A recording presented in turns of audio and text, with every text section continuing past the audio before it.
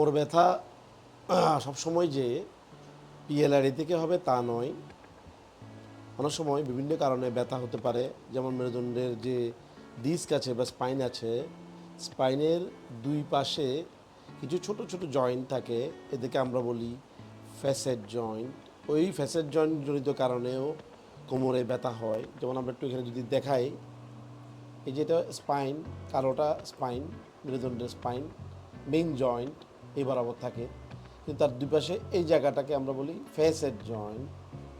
এটার কারণেও পেইন হতে পারে। আমরা এখন সেটাতে ব্লক দিয়ে দেখাচ্ছি।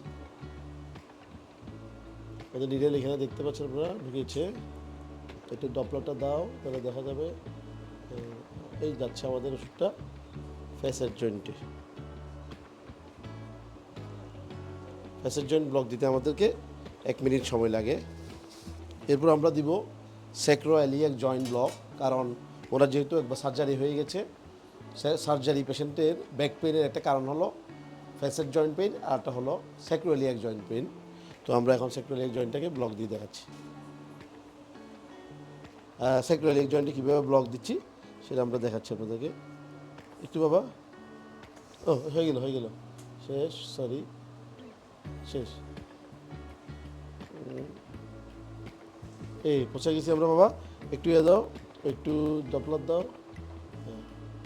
তো আমাদের সবচেয়ে বড় জরুরি কাজ হলো কোমর ব্যথা কেন হচ্ছে সেটা বের করার চেষ্টা করা।